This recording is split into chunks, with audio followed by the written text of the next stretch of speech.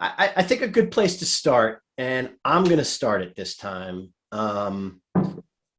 where you walked us through last time, and maybe you can critique what I'm going to say. But you know, Merge Analytics delivers website visitor intelligence, right? And then some. And then some.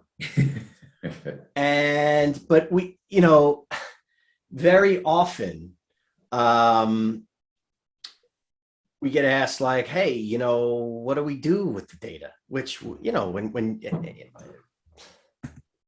could be funny. It's like, what do we do with the lead? Oh my God, I see that a company visited our website, right? So, I'll let you respond to what I'm going to say, because I think in another podcast, you actually walked through it. You called it an onboarding process, which I love.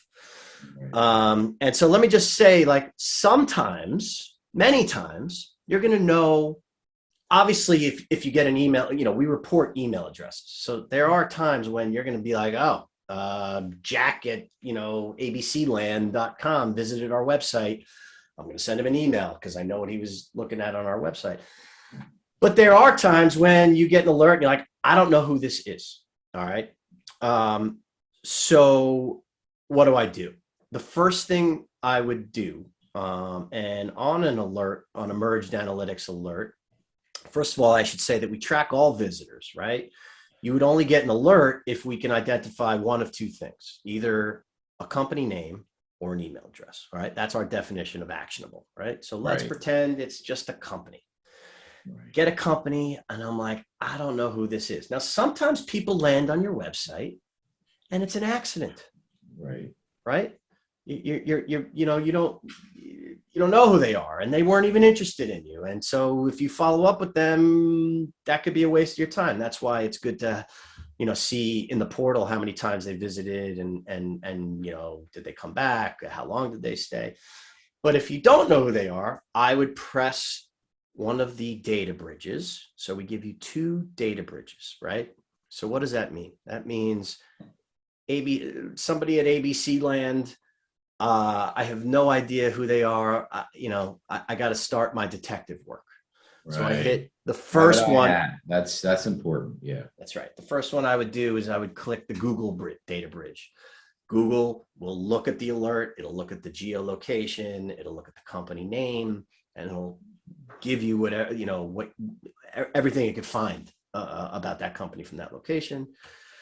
And then the other option is the LinkedIn data bridge, where you click the LinkedIn data bridge, brings you to LinkedIn. LinkedIn searches for people in that company and anything to do with that company, and you can start connecting and starting conversations with people. Now, somebody may say, well, what if somebody who visited your website from that specific company is not on LinkedIn? Okay. You still connect with people in that company and you say, hey, somebody from your company was interested. Maybe you can direct me to the right department or the right, who you'd think would be interested in this, probably someone in sales or marketing. And that's really it, right?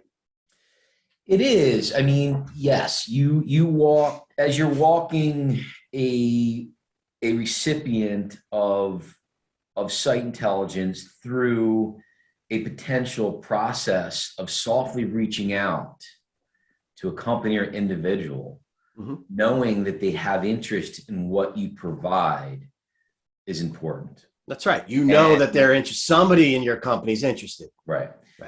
So here, I want to start from a higher level. And I think I did talk about this a while ago. And it would fall under, an onboarding process. Yeah. I mean, you and I we've been in the CRM world for 2 decades. And the one thing that we saw, one of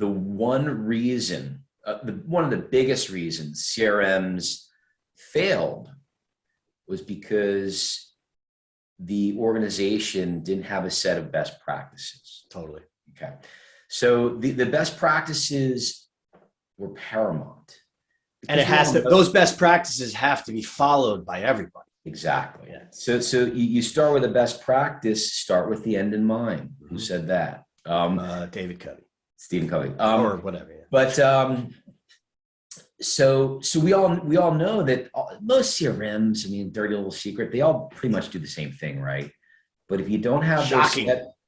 What's that? That's shocking. Yeah. But if you don't have that set of best practices and implement those rules, then we saw that the data was dirty, that the contacts weren't, it became useless. Posted. Yeah.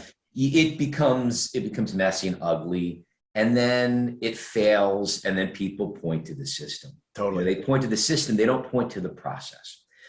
So the reason I bring that up is because it's not unlike a onboarding process. If you're out looking for products like MergedAnalytics, you're out there looking for the data that we serve up to you. Mm-hmm. Obviously, you want warm leads, you want site intelligence, you want social media intelligence, you want outreach, email outreach intelligence. You want that data.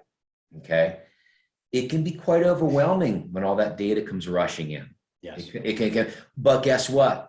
Don't panic. Mm-hmm. That's a good thing. You've got data that is actionable.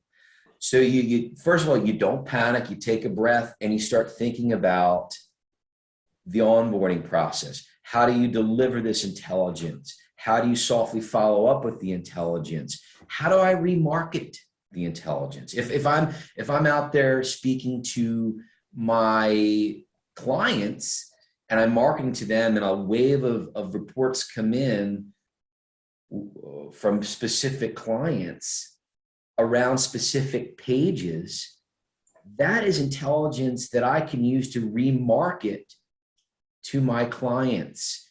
It's ABM marketing, So before we like really dive deep into, our process, everyone uses the intelligence differently, but you have to start thinking, you need somebody at the helm. Like not the owner of the company. I'm saying the owner of whatever initiative this is. Exactly. And then delegate, you might reroute certain reports to different salespeople or whatever. But the walk away here is don't think you're going to get all this intelligence and like follow up with somebody or company and say you sign on the dotted line. Mm-hmm. It doesn't work that way.